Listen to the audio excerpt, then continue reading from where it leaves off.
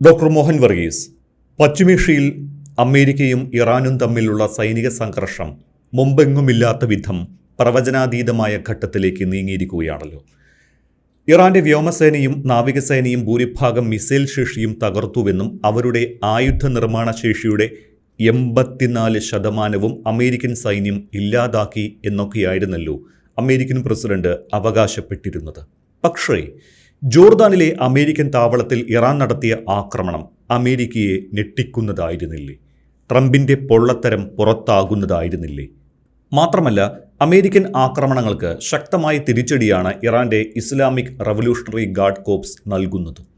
ജോർദാനിലെ അഖബ വിമാനത്താവളത്തിൽ നിർത്തിയിട്ടിരുന്ന അമേരിക്കയുടെ C-70 ട്രാൻസ്പോർട്ട് വിമാനങ്ങൾ, P-8 നിരീക്ഷണ വിമാനങ്ങൾ, ഇവയ്ക്കൊക്കെ നേരെ ഇറാൻ ബാലിസ്റ്റിക് മിസൈലുകൾ വർഷിച്ചിട്ടുണ്ട്.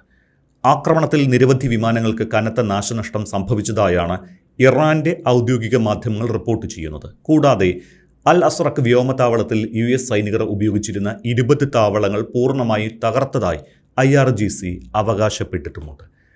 പടിഞ്ഞാറൻ ഇറാന്റെ കെർമാൻഷാ പ്രവിശ്യയിലെ ഇസ്ലാമാബാദ് ഈ ഗർഭിന് മുകളിൽ വെച്ച് അമേരിക്കയുടെ അത്യാധുനിക MQ-9 ഡ്രോൺ ഇറാൻ വ്യോമ പ്രതിരോധ സേന വെടിവെച്ചിട്ട സംഭവവും കഴിഞ്ഞ ദിവസം ഉണ്ടായിട്ടുണ്ട്.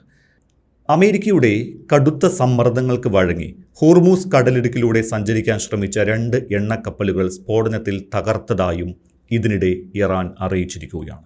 അപ്പോൾ സമാധാന ധാരണയ്ക്ക് ശേഷവും യുദ്ധത്തിലാകെയും അമേരിക്കയ്ക്കുണ്ടായ ഏറ്റവും വലിയ തിരിച്ചടിയല്ലേ ഈ സംഭവങ്ങളെല്ലാം? പ്രത്യേകിച്ചും ജോർദാനിൽ 2 അമേരിക്കൻ സൈനികർ കൊല്ലപ്പെടുകയും ഒരാളെ കാണാതാകുകയും ചെയ്ത സംഭവം ഉൾപ്പെടെ. അമേരിക്കയ്ക്ക് മാത്രമല്ല തിരിച്ചടി സംഭവിക്കുന്നത്, മേഖലയിലെ എല്ലാ രാജ്യങ്ങൾക്കും ഇഫക്റ്റീവ്ലി തിരിച്ചടി തന്നെയാണ്. അവർ നേരിട്ട് യുദ്ധത്തിൽ ഏർപ്പെട്ടില്ല എങ്കിലും യുദ്ധം സമസ്ത രാജ്യങ്ങളെയും, ആ മേഖലയിലെ എല്ലാ രാജ്യങ്ങളെയും നേരിട്ട് തന്നെ ബാധിച്ചിരിക്കുന്നു. ഇനി ഇവിടെ പറഞ്ഞ ക്ലെയിംസ് ഒന്ന് പരിശോധിക്കാം. അമേരിക്കയുടെ ക്ലെയിംസ് എന്താണ്? ഇറാൻ്റെ നേവൽ കേപ്പബിലിറ്റി ഏതാണ്ട് പൂർണ്ണമായി അവസാനിച്ചു കഴിഞ്ഞു. അതാണ് ഒരു ക്ലെയിം. രണ്ടാമത്തെ ക്ലെയിം, ലാൻഡ് ബേസ്ഡ് കേപ്പബിലിറ്റീസിൽ എയർ ഡിഫൻസ് സംവിധാനങ്ങൾ നിലവിൽ ഇല്ല. അതാണ് മറ്റൊരു ക്ലെയിം. മൂന്നാമത്തെ ക്ലെയിം, ആയുധ സംഭരണം, ആയുധ ശേഖരണം അല്ലെങ്കിൽ ആയുധങ്ങൾ, അതിൻ്റെ 84% തങ്ങൾ നശിപ്പിച്ച് കഴിഞ്ഞു. ഇതാണ് ക്ലെയിം. അതൊരു വശത്ത്. മറുവശത്ത് ഇറാൻ്റെ ക്ലെയിം എന്താണ്? അമേരിക്കൻ താവളങ്ങളെല്ലാം തന്നെ തങ്ങൾ ആക്രമിച്ചു കഴിഞ്ഞു. ഏതാണ്ട് എല്ലാ, leaving no stone unturned, almost all the American centres, അത് നേവൽ സെൻറ്റേഴ്സ് ആകട്ടെ, വ്യോമതാവളങ്ങളാകട്ടെ, കരസേനയുമായി ബന്ധപ്പെട്ട താവളങ്ങളാകട്ടെ, എല്ലാം തന്നെ തങ്ങളുടെ ഹിറ്റിംഗ് റേഞ്ചിലാണ്. തങ്ങൾ നേരിട്ട് അവ ആക്രമിച്ചു കഴിഞ്ഞു. വലിയ നാശനഷ്ടങ്ങൾ ഉണ്ടായി. ഇത് ഇറാനിയൻ ക്ലെയിം. പിന്നെ അതിലേക്ക് കടന്നു പോകുന്ന, ഹോർമൂസിലൂടെ കടന്നു പോകുന്ന, തങ്ങളുടെ ആജ്ഞ ലംഘിച്ച് കടന്നു പോകുന്ന ഓയിൽ ടാങ്കർ ഉൾപ്പെടെയുള്ള കപ്പലുകളെ തങ്ങൾ ആക്രമിച്ചു. ഇതെല്ലാമാണ് ഇറാൻ്റെ ക്ലെയിം. അപ്പോൾ 2 ക്ലെയിമുകൾ നമുക്കൊന്ന് പരിശോധിക്കാം. ഒരു യുദ്ധത്തിൽ പലപ്പോഴും കാഷ്വാലിറ്റി ആകുന്നത് പൂർണ്ണ സത്യങ്ങളാണ് പലപ്പോഴും മരണപ്പെടുന്നത്, കൊല്ലപ്പെടുന്നത്. സത്യസന്ധമായ കാര്യങ്ങളല്ല പലപ്പോഴും നമ്മൾ കേൾക്കുന്നത്, അല്ലെങ്കിൽ റിപ്പോർട്ട് ചെയ്യപ്പെടുന്നതിനുപരിയായ ചില സത്യങ്ങൾ ഉണ്ടാവാം. അത് നമുക്ക് പൂർണ്ണമായി പരിശോധിച്ച് അതിൽ വ്യക്തത വരുത്തുന്നത് ബുദ്ധിമുട്ടുണ്ട്. എങ്കിലും പിന്നീട് നടന്ന സംഭവങ്ങളുടെ അടിസ്ഥാനത്തിൽ ഈ ക്ലെയിംസ് എത്രത്തോളം ശരിയാണ് എന്ന് പരിശോധിക്കുക. അതാണല്ലോ എന്നോട് ചോദിച്ച ആ ഒരു ആംഗിൾ. ഈ ഇറാൻ്റെ മിസൈലുകളുടെയും മറ്റ് ആയുധങ്ങളുടെയും 84% നഷ്ടപ്പെട്ടിരിക്കുന്നു അല്ലെങ്കിൽ നശിപ്പിക്കപ്പെട്ടിരിക്കുന്നു എന്ന് പറഞ്ഞാൽ ഇറാൻ ഒരു രീതിയിലും പിന്നീട് ഈ ആയുധങ്ങൾ ഉപയോഗിക്കാൻ കഴിയില്ല. പക്ഷെ ഇപ്പോഴും ഓരോ ആക്രമണം ഇറാന് നേരെ നടക്കുമ്പോഴും മിസൈൽ, റോക്കറ്റ്, ഡ്രോൺ ആക്രമണങ്ങൾ, പ്രത്യാക്രമണങ്ങൾ രൂപത്തിൽ ഇറാൻ നടത്തുന്നുണ്ട് എന്നതാണ് വാസ്തവം. ഇതെങ്ങനെ സാധിക്കുന്നു? ഒറ്റ ഉത്തരമേ ഉള്ളൂ.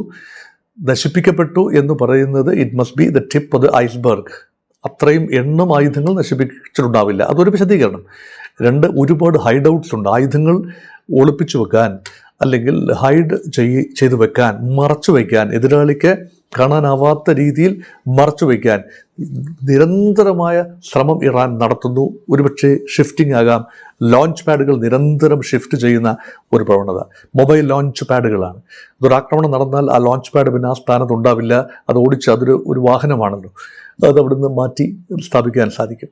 അല്ലെങ്കിൽ അത് ക്യാമഫ്ലാഷ് ചെയ്തുകൊണ്ട് മാറ്റി നിർത്താൻ സാധിക്കും. അല്ലെങ്കിൽ ഗുഹകൾ, തുരങ്കങ്ങളിൽ ഒക്കെ തന്നെ മിസൈൽ ശേഖരങ്ങൾ ഒളിപ്പിക്കാനും ആവശ്യമുള്ളപ്പോൾ മാത്രം എടുത്ത് അപ്രതീക്ഷിതമായി പ്രയോഗിക്കാനും കഴിയുന്നു. അതാണ് മറ്റൊരു വിശദീകരണം. 3, നഷ്ടപ്പെട്ടു എന്ന് പറയുന്ന ആയുധങ്ങളുടെ അത്രയും എണ്ണമോ അതിൽ കുറവെണ്ണമോ ഉടനടി തന്നെ ഉണ്ടാക്കിയെടുക്കാൻ, ഘടകഭാഗങ്ങൾ പെട്ടെന്ന് യോജിപ്പിക്കാവുന്ന രീതിയിൽ ഇറാന് ടെക്നോളജിക്കൽ ഒരു കേപ്പബിലിറ്റി ഉണ്ട്. അത് അമേരിക്ക അണ്ടർ എസ്റ്റിമേറ്റ് ചെയ്തു. വളരെ പെട്ടെന്നാണ് ഡ്രോണുകൾ അസംബിൾ ചെയ്ത് ഇറാൻ ഉപയോഗിക്കുന്നത് എന്ന് ഇപ്പോൾ തന്നെ സ്ഥിരീകരിക്കപ്പെട്ടിട്ടുള്ള കാര്യമാണ്. അതുകൊണ്ട് നഷ്ടപ്പെട്ട് കഴിഞ്ഞാലും റീകൂപ്പറേറ്റ് ചെയ്യാനും റീബിൽഡ് ചെയ്യാനും, പാലങ്ങളും റോഡുകളും ഉൾപ്പെടെ യുദ്ധകാല അടിസ്ഥാനത്തിലെന്ന് പറയുന്നതിന് സമാനമായ രീതിയിൽ യുദ്ധം നടന്നുകൊണ്ടിരിക്കുമ്പോൾ തന്നെ പെട്ടെന്ന് റിപ്പയർ ചെയ്ത രംഗങ്ങൾ നമ്മൾ കണ്ടതുമാണ്.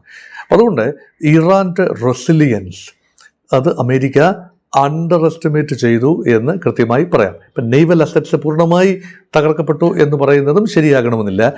ഒരുപക്ഷെ അത് ക്രിപ്പിൾഡ് ആയിട്ടുണ്ടാവണം. ഇറാൻ്റെ നാവികസേന കാര്യമായി രംഗത്ത് വന്നതായി അറിയില്ല. കഴിഞ്ഞ ദിവസം ഒരു പ്രസ്താവന ശ്രദ്ധയിൽപ്പെട്ടു. ഇനി കാണാൻ പോകുന്നത് അമേരിക്കയുടെ 5ാം കപ്പൽപ്പടയും അമേരിക്ക നാവികസേനയും കാണാൻ പോകുന്നത് വലിയ വ്യത്യസ്തമായ രീതിയിലുള്ള ഇറാനിയൻ അറ്റാക്കാണ് എന്നത് വാക്കാൽ പറഞ്ഞു കേട്ടു. ഇതുവരെ ഒന്നും പ്രകടമായി കണ്ടില്ല.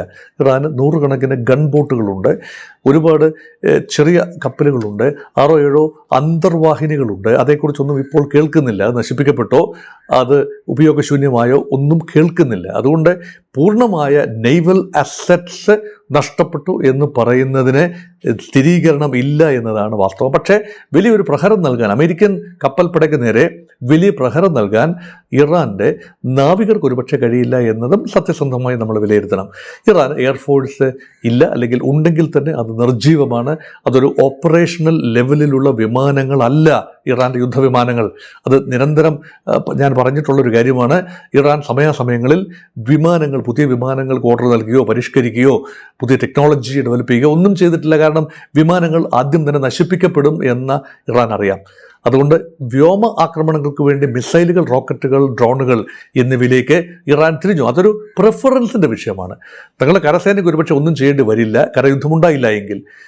വ്യോമസേനയ്ക്കും ഒന്നും ചെയ്യേണ്ടി വരില്ല. അതുകൊണ്ട് മിസൈലുകളിലൂടെ മാത്രമേ തങ്ങൾക്ക് മുന്നോട്ട് പോകാനാവൂ എന്ന ഇറാൻ്റെ മുൻകൂർ തിരിച്ചറിവ് ഇത് നേരത്തെ തന്നെ തീരുമാനിക്കപ്പെട്ടതാണ്. അതോടൊപ്പം തന്നെ യുദ്ധതന്ത്രങ്ങളിൽ ഓരോ പ്രദേശത്തിനും അതിൻ്റേതായ കമാൻഡ് സംവിധാനങ്ങളുണ്ട്. കഴിഞ്ഞ ദിവസം വാർത്തയുണ്ടായി, ഇറാൻ്റെ സെൻട്രൽ ഒരു കമാൻഡ് സംവിധാനത്തിൽ, കമാൻഡ് കമ്മ്യൂണിക്കേഷൻ സംവിധാനം ടെഹ്റാനിൽ തകർക്കപ്പെട്ടു. പക്ഷേ സെൻട്രലൈസ്ഡ് കമാൻഡ് സിസ്റ്റം ആയിരുന്നെങ്കിൽ ഓൾറെഡി ഇറാൻ ഒരുപക്ഷെ കീഴടങ്ങേണ്ടി വരുമായിരുന്നു. ഒരു എക്സ്ട്രീംലി ഡീസെൻട്രലൈസ്ഡ് കമാൻഡ് സ്ട്രക്ചറിലാണ് ഇറാൻ ഓപ്പറേറ്റ് ചെയ്യുന്നത് എന്ന് വേണം കരുതാൻ. അതുകൊണ്ടാണ് ആ രീതിയിൽ അമേരിക്ക ഉദ്ദേശിക്കുന്ന രീതിയിലുള്ള ആക്രമണങ്ങളിലൂടെ, വ്യോമ ആക്രമണങ്ങളിലൂടെ പൂർണ്ണമായി ഇറാൻ്റെ ഗ്രൗണ്ട് കേപ്പബിലിറ്റീസ്, അത് കരസേനയുടെ കാര്യങ്ങളാകട്ടെ, മിസൈലുകളാകട്ടെ, ഇറാൻ്റെ ആയുധങ്ങൾ ആ രീതിയിൽ തകർക്കാൻ ആവില്ല. ഒന്നുകൂടി പറയേണ്ടതുണ്ട്, ഇതുവരെ അമേരിക്ക കണ്ടിട്ടില്ലാത്തതും അമേരിക്ക പരീക്ഷിച്ചിട്ടില്ലാത്തതും അമേരിക്കയ്ക്ക് നേരിടേണ്ടി വന്നിട്ടില്ലാത്തതുമായ പല രീതികളും കരയുദ്ധത്തിൽ ഒരുപക്ഷെ കാണേണ്ടി വന്നേക്കാം.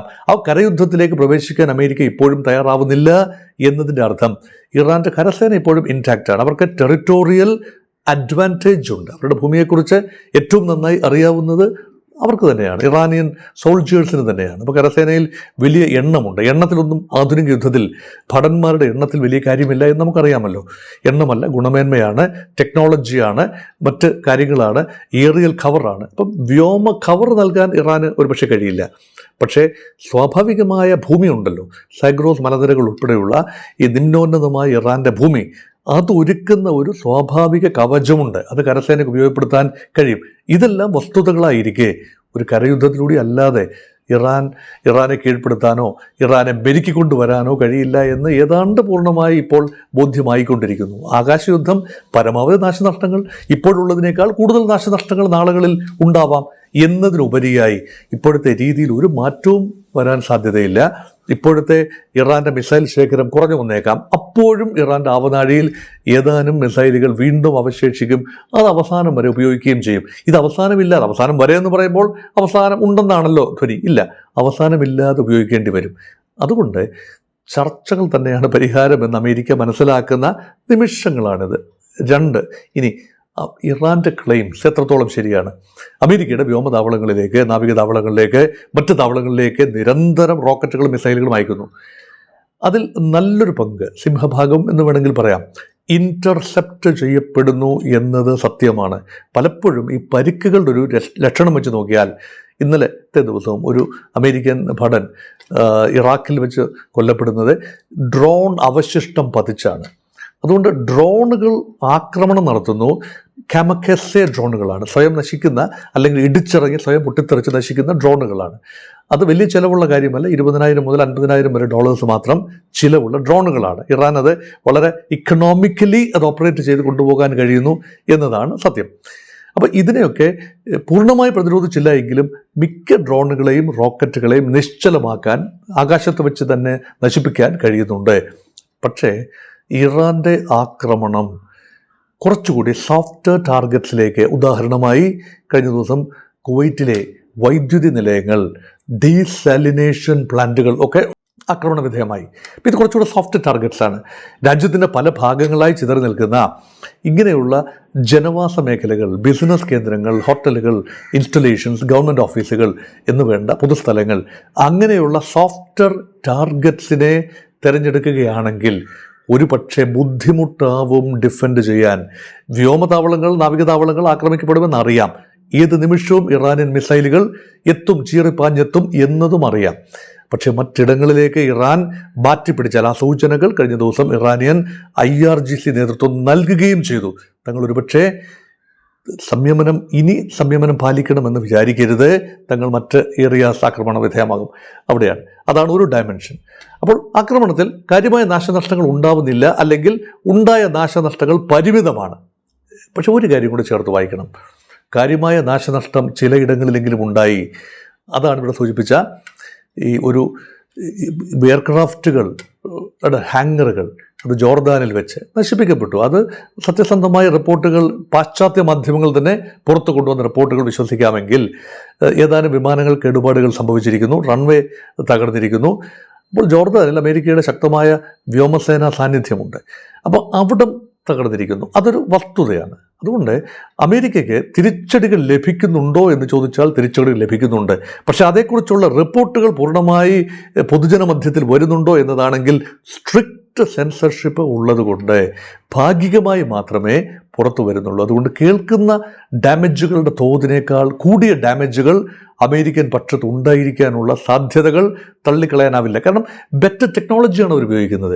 ബെറ്റർ ഗ്രൗണ്ട് ഡിഫൻസ് സംവിധാനങ്ങളുണ്ട്, ഏറിയൽ ഡിഫൻസ് സംവിധാനങ്ങളുണ്ട്, പേട്രിയറ്റ് മിസൈലുകൾ ഉൾപ്പെടെ വൻ ശേഖരമുണ്ട്, താഡ് മിസൈലുകളുടെ ശേഖരമുണ്ട്. ഇതെല്ലാം ഏറിയൽ ഒബ്ജക്ട്സിനെ തറയിൽ നിന്ന് തന്നെ തടുക്കാൻ കഴിയുന്ന, ആകാശത്തിലൂടെ വരുന്ന ഒബ്ജക്ട്സിനെ ആകാശത്ത് വെച്ച് തന്നെ തകർത്ത് കളയാൻ കഴിയുന്ന സംവിധാനങ്ങളാണ്.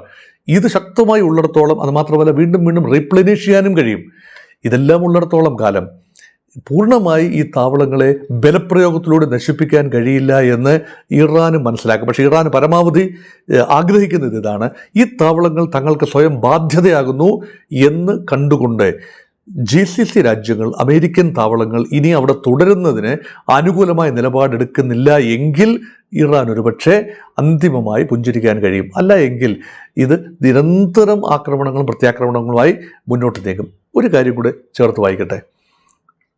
30ഓളം ഈ റീഫ്യൂവലിംഗ് വിമാനങ്ങൾ ടെല്ലവീവിലെ ബെൻഗൂരിയൻ എയർപോർട്ടിൽ വന്നിറങ്ങിയതായി റിപ്പോർട്ടുള്ള അമേരിക്കൻ വിമാനങ്ങളാണ്.